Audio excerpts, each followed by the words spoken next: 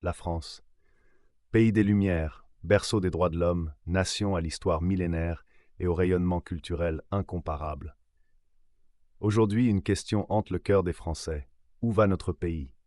Zemmour s'érige en défenseur d'une France idéalisée, celle d'un passé glorieux, d'une identité figée face aux périls migratoires et à l'islamisation rampante. Il brandit le spectre du grand remplacement, une théorie complotiste pourtant démentie par les faits. Car oui, les chiffres sont là, la France n'a jamais été aussi diverse.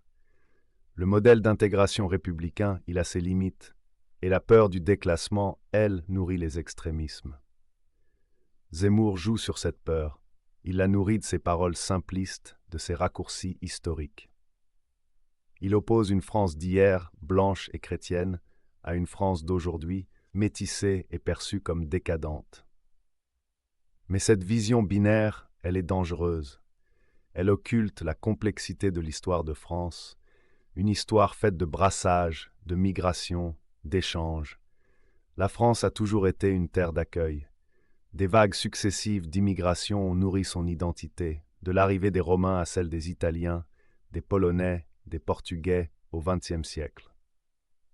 Zemmour l'oublie commodément, focalisant son discours sur l'immigration récente, celle issue du Maghreb et d'Afrique subsaharienne. Il attise ainsi les tensions, opposant eux, les immigrés, à nous, les Français de souche. Une rhétorique dangereuse qui divise au lieu de rassembler et qui risque d'enflammer les esprits. Oui, l'intégration est un défi. Oui, le modèle républicain a montré ses limites. Mais la solution ne réside pas dans le repli sur soi, dans la peur de l'autre.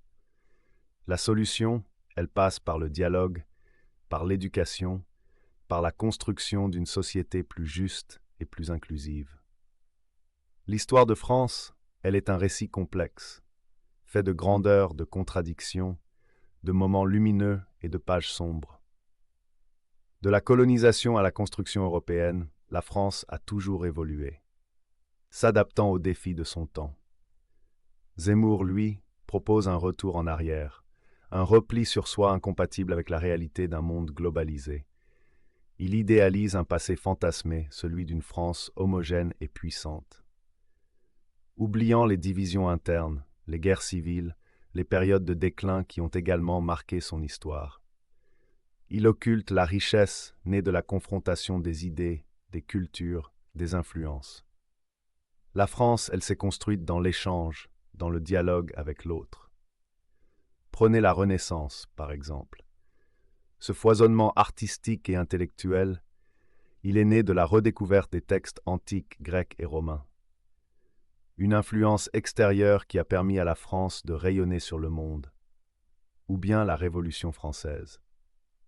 Ce bouleversement politique et social, il a été inspiré par les idées des Lumières, des philosophes anglais et écossais comme Locke et Hume. Là encore, la France s'est enrichie en s'ouvrant aux idées nouvelles. Zemmour rejette cette ouverture. Il prône un repli identitaire, une fermeture aux influences extérieures.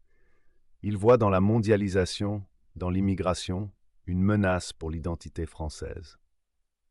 Mais ce faisant, il oublie que la France est une nation plurielle, faite de multiples influences. Ce repli sur soi, il est un leurre. Il est impossible de figer l'identité d'un pays, de la réduire à une vision étroite et passéiste. La France a toujours été en mouvement, s'adaptant aux changements du monde. Et c'est en continuant à s'ouvrir aux autres, en dialoguant avec le monde, qu'elle pourra relever les défis de demain. La jeunesse française, une génération tiraillée entre l'héritage d'un passé glorieux et les défis d'un avenir incertain. Le chômage, la crise du logement, la perte de repères identitaires. Autant de préoccupations légitimes que Zemmour instrumentalise. Mais la solution réside-t-elle vraiment dans le repli sur soi et la fermeture au monde? Zemmour parle à leur peur. Il leur promet un retour à une France forte et protectrice. Une France où chacun connaîtrait sa place, où l'ordre et l'autorité régneraient. un discours séduisant pour une génération en quête de repères. Mais est-ce une réponse réaliste aux défis auxquels ils sont confrontés? Le monde d'aujourd'hui, il est complexe et interconnecté. Les frontières s'estompent, les cultures s'entremêlent. Les jeunes Français, ils sont nés dans ce monde. Ils sont ouverts sur le monde, connectés, multiculturels. Le repli sur soi, il est pour eux un frein, pas une solution. Ils aspirent à un avenir différent. Un avenir où la France jouerait un rôle majeur dans le monde. Pas en s'isolant, mais en s'engageant dans les grands défis de notre temps, le changement climatique, les inégalités, la révolution technologique. Zemmour, il leur propose un avenir figé dans le passé. Un avenir où la France se replierait sur elle-même, obsédée par sa propre identité. Un avenir sombre et stérile. La jeunesse française, elle mérite mieux. Elle mérite un avenir ouvert sur le monde, un avenir porteur d'espoir et de progrès. Un avenir où la France continuerait à rayonner par son dynamisme, sa créativité, sa capacité à s'adapter au changement. Le débat public, un espace vital pour une démocratie saine. Mais aujourd'hui, il est empoisonné. Par les discours simplistes, les solutions miracles, les postures outrancières. Zemmour, il excelle dans cet art de la provocation, de la formule choc, du clivage. Mais la complexité des problèmes de la France, elle exige nuance et dialogue, pas des slogans creux et des boucs émissaires. Zemmour, c'est le maître du raccourci. Il simplifie à l'extrême des réalités complexes. Il caricature ses adversaires, les diabolise. Il joue sur les peurs, les frustrations, les ressentiments. Et ce faisant, il contribue à polariser le débat public. Prenez l'exemple de l'immigration, un sujet complexe, avec des enjeux économiques, sociaux, culturels. Zemmour, lui, le réduit à une question d'identité.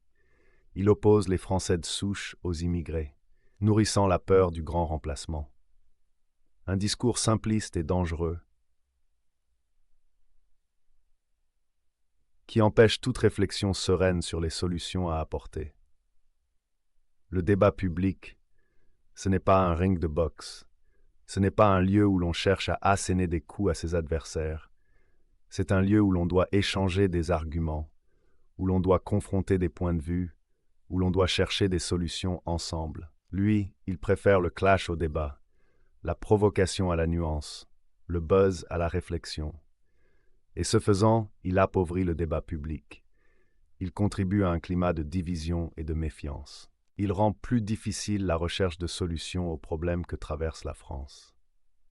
Merci beaucoup d'avoir regardé. Si vous avez aimé cette vidéo, n'oubliez pas de mettre un pouce bleu et de vous abonner pour plus de contenu comme celui-ci.